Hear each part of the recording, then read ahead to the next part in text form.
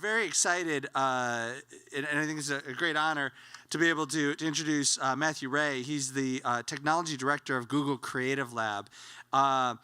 Google's obviously one of the world's leaders in AI research and applying AI to great user experiences. Google's also a leader in making AI available to the public through Google Cloud. And for creatives, Google Creative Lab has created a set of playful creative tools for users to experiment with art-related widgets called AI experiments. So Mathew's going to take the stage now. He's going to explore ways in which AI can merge with creative ideation. He's always fascinating to talk to and listen to. Give a hand for Mathew Ray.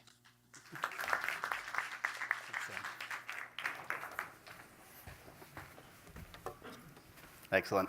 It's glad to be back here. It's kind of hard to believe that this is the seventh year this has been going on, but I wanted to chat a little bit about this project that we have been working on for a while and continue to work on called AI Experiments, and primarily how it intersects with the creative process and sort of this very large field of technology known as machine learning and AI.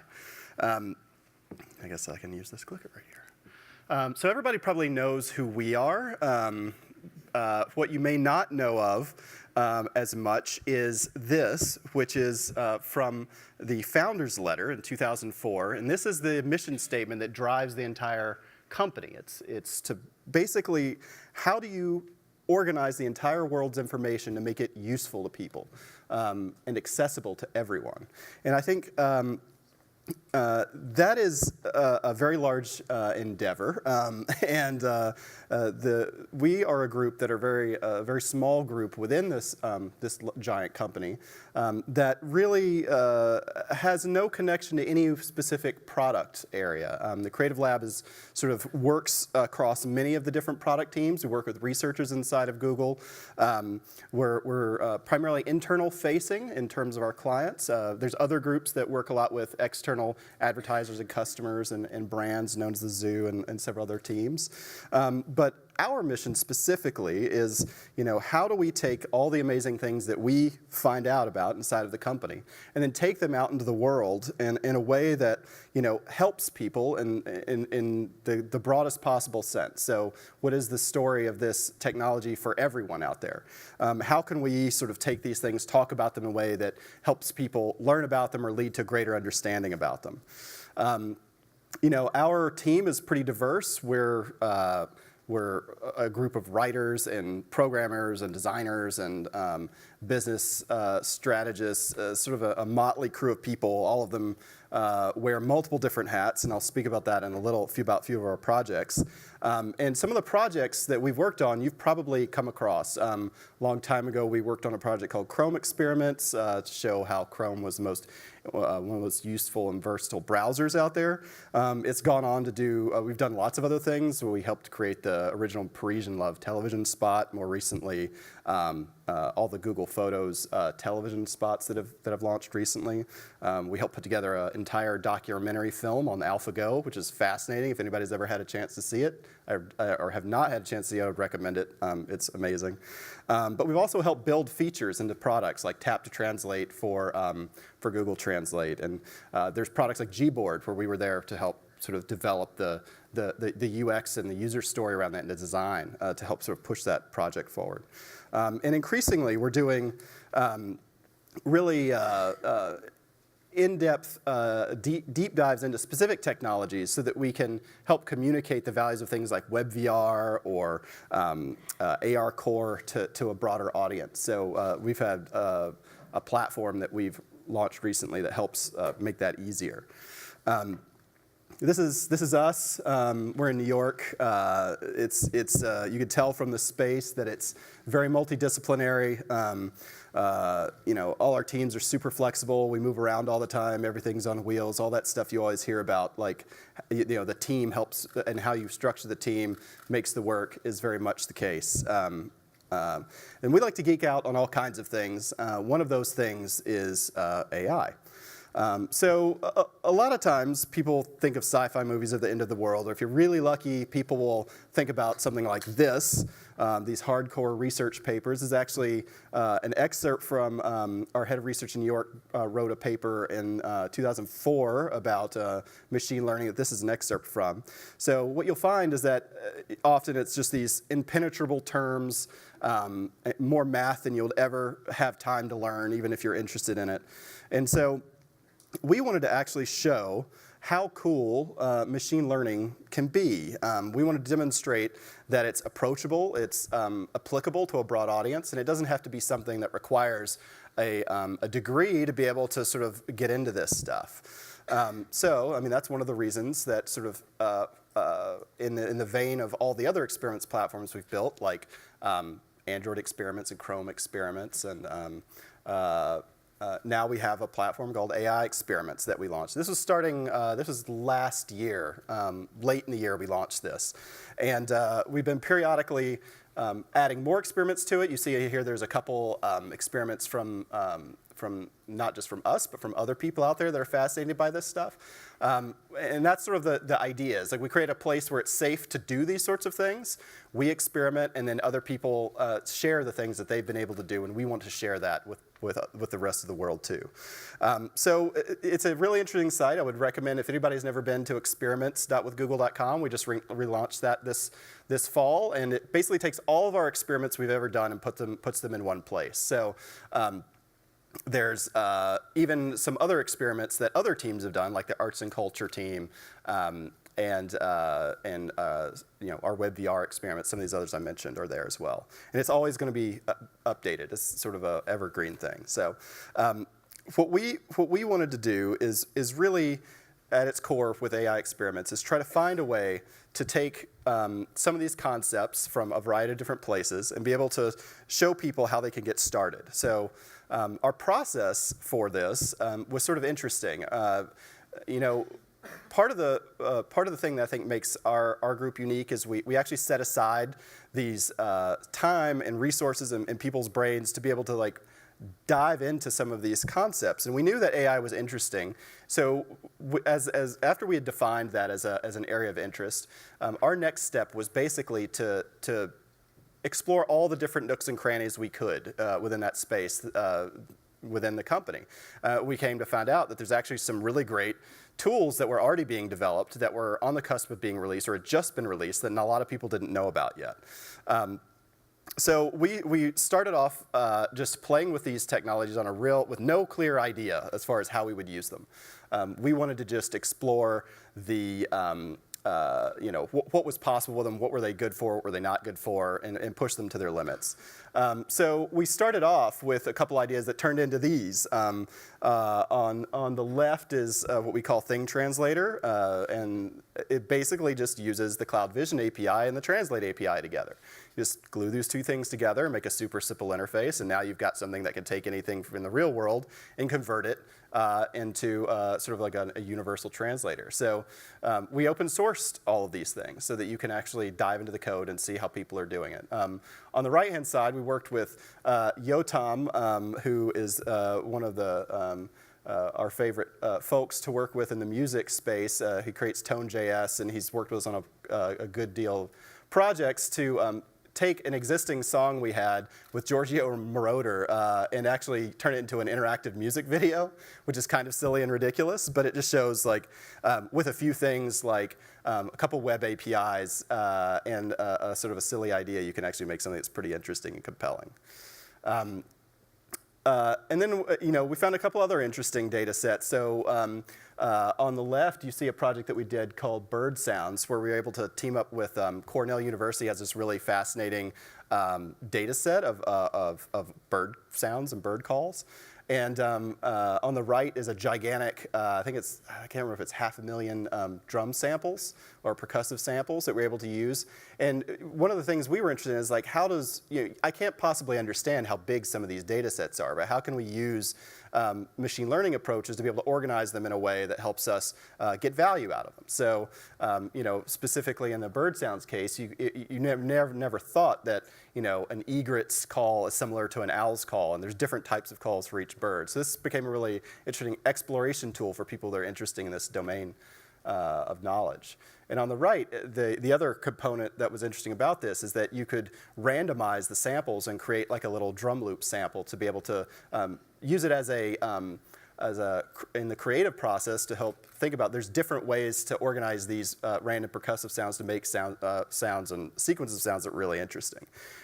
So we worked with Kyle McDonald on both of these projects and several other people in the lab, and they're really interesting examples for how you could take these large data sets and actually make something that was useful for people, and we open sourced all the code for this as well. So some of these are a little bit harder to get into if you're sort of an initiate, but they're there, and if you've gotten to the point where you're interested in taking that step, then that's something that's available to you. Then we had sort of another project that was part of this, and this project has an interesting story. We've been interested in drawing tools and creative tools for a long time, and we typically, a couple times a year, at least once a year, we get everybody together for like a one-day hackathon. And we had this random idea of just mashing up APIs, and one of the products of this process was this project called QuickDraw. And immediately at the end of the day, we knew that this was a really fun project. We wanted to keep working on it. The basic premise is like, how do you teach a neural network to recognize doodles by playing a game of Pictionary, something like Pictionary on your computer. So after we realized how much of a success it was, we continued to develop this project and ended up developing a multi-user version that, so if people haven't seen it before, this is kind of how it works. I see square, or suitcase, or canoe. Oh, I know, it's shoe. And so it's really it kind of flips the idea on its head, which is the machine learning or the AI is actually a teammate. You're trying to help it. You're trying to teach it or guide it to help win a game with you. So this relationship between you and the technology is something that we felt was pretty compelling and important to that project. And we eventually were able to launch it last year, in the fall, and it got a pretty good reception. We were #1 on Reddit for a period of time. It was interesting because I feel like we tapped into something that we never really expected to find, which is people really enjoyed this idea of being able to take a machine learning tool like this and actually use it for fun. So then sort of this spring, we sort of continued that process. And one thing that we like to do with all these experiments is be able to take something and open source it, whether it's the code base. In this case, it wasn't really appropriate yet because some of the libraries that we used with the handwriting team inside Google weren't for public use yet. Hopefully they will be at some point in the future. But in the meantime, we're able to take 50 million of our drawings and put them out there on GitHub as the world's largest drawing data set that's open. And so what's really fascinating about this is that not only have we been able to take this data set and release it, it's actually moderated. All those 50 million drawings are safe to use that we know of. Now you're actually seeing this have a feedback effect where other people are doing research now that wasn't possible until we were able to release this data set. So now that we've completely through some random hackathon project in a period of less than a year, we've actually started to change the course of how research happens, which is sort of mind-blowing. And then as part of that sort of like area of inquiry, we started to think about like how do you make these things more useful? And how do you make these sort of process, the game is fun, but how do we sort of take the next step and make something that's valuable so if somebody wants to make a drawing? In this case, we created something called Autodraw, which takes the same idea. If I draw something really simple, how can I use it to sort of help find a similar drawing, to take my sort of really quick sketch and turn it into an actual drawing that helps more clearly communicate my idea? And so this idea it started off as a really simple web drawing tool, and then we realized that on its own, it wasn't super compelling, but if we could combine it with some of the ideas that we were exploring in QuickDraw, that actually became something completely new and different. And the next project that we wrote, and this was actually released this year, not too long ago, is sort of like the next iteration of that, which is how do you make it, what is the simplest possible way that we can expose machine learning to people? And so the interesting story about this one is that we were already sort of dabbling this idea of browser-based machine learning. How can you do machine learning that doesn't require a server? How do you also create machine learning tools that are so simple a 5-year-old or 6-year-old could use them? And we were trying to figure out if something like this was possible. And then through the sort of creative process of us just sort of like creating little simple demos with really bad HTML front ends, we realized that it was actually possible to do this. And we work a lot with some teams in Cambridge. It's called the People in AI Research Team. It's called PAIR. Google, if you go to google.ai/PAIR, you can see some of the stuff that they're interested in. But they cover a lot of interesting territory, and one of their people that have been working with them very closely, that they're friends with, is Nikhil, who is with the guy who was actually putting together this library called deeplearn.js, which is what it sounds like. You're using the GPU on your computer and shaders to be able to create a machine learning library that works internal to your browser. So once we found this out, we were very relieved because yeah, we didn't have to build that part. But we already had the idea for how to feature something like this out there in the world.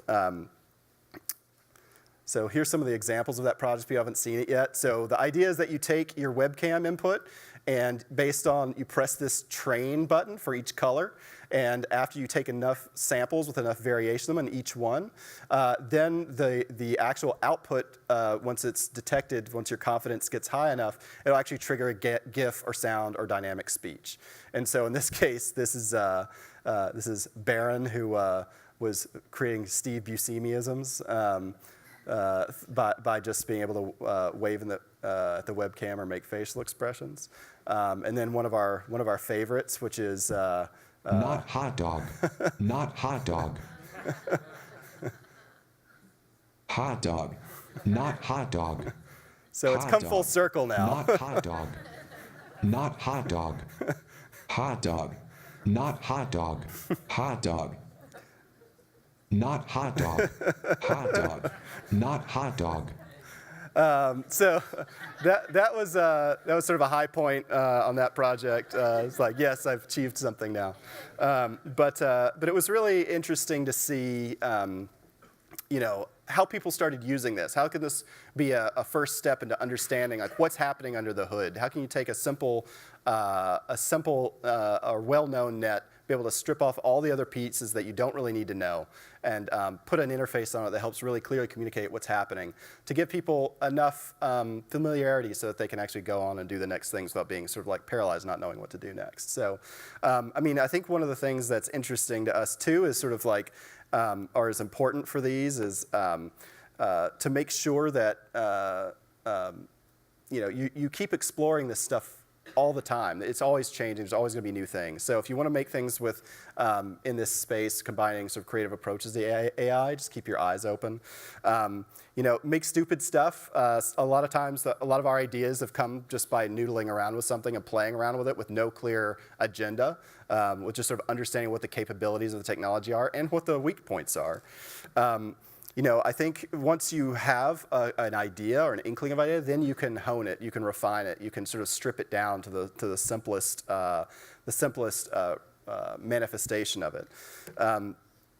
I think that the other thing to be aware of is just your data set. Like either you need to have a data set or you need to have a plan to create one. I think on Autodraw, for example, we created the initial data set ourselves just with people around. We just set a couple tablets out and said, okay, draw these things. And we had everybody draw like 20 drawings. And then next day we had them draw some more drawings. And that gave us enough of a data set to be able to start out with so that we could actually then sort of create the cycle where we would release it, let people use it some more, take the input, and then use it to train it more, and it would get better and better. So it takes a couple of these cycles for something to evolve. And I think one of the key things too is, how do you make the magic visible? a lot of these projects are fairly simple, and we just want to make sure that the thing we want to communicate is the thing that's up front for everyone. We're not making products, what makes this a little bit easier. We don't have to think about 1,000 use cases. We just try to have what is the one idea this one experiment's trying to communicate and is going to allow people to do. So each one checks off a slightly different box. But I think being able to edit these ideas and strip them down to something that's the most clear possible way to describe it. How do you talk about it to other people? How do you, what is the one thing it can solve for people is super important.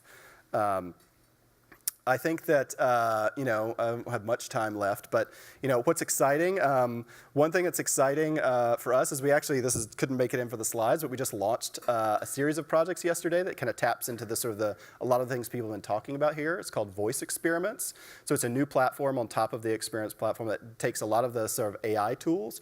It's just experiments.withgoogle.com/voice. And we have some interesting things in there. We have if you have the Assistant on your phone or Google Home, or you can even test it in the browser, we have tools that you can make music, kind of like a music generation tool. You can add stems and have a song created. We have something where a reverse game of 20 questions. So the AI pretends to be an animal and you have to guess what it is, which is an interesting and challenge versus the traditional 20 questions game. My son loves playing that every morning. It's sort of like a rite of passage now we have to do every day. And then another interesting one, an app called Story Speaker that was actually created by a writer on our team. He had done some programming in the past. He doesn't call himself a programmer, but he actually had this idea, and he came to us like, I think this could be a cool thing for people like me, where if I have a Chrome extension or an apps extension, I could actually use that to take the things that I'm used to making, which are scripts in a doc, and actually have that convert into a dynamic story creation tool. And he created almost the whole thing by himself and published it. And now you can actually go down and download that extension, install it, and create your own branching storylines and dynamic story creation tools. It doesn't even have to be a story. So I think it sort of goes to the whole crux of the tools that are out there. They're expanding. It's just a matter of like what you think you can do with them. So if you want to go see more about it, chat with me later. I can talk to you more about any one of these experiments, or check it out on the site. And I think what's coming up is, like I mentioned, more on-device and in-browser stuff. I think that's going to be more of the experiments that we do in the future are going to sort of lean into that. It allows us to do things that we couldn't do before. We don't have internet connection, where you don't have that sort of ability to use infinite resources of a giant tech company. I think that'll be very valuable. And I would also say, if people come up with interesting things, think about opening up your model, opening up your data. We're planning on doing the same thing. We want to create an ecosystem out there where people can use this stuff to learn, but also to make new things. So saying my time's up, but feel free to reach out if you want to chat about any of this stuff afterwards. And thanks for having me.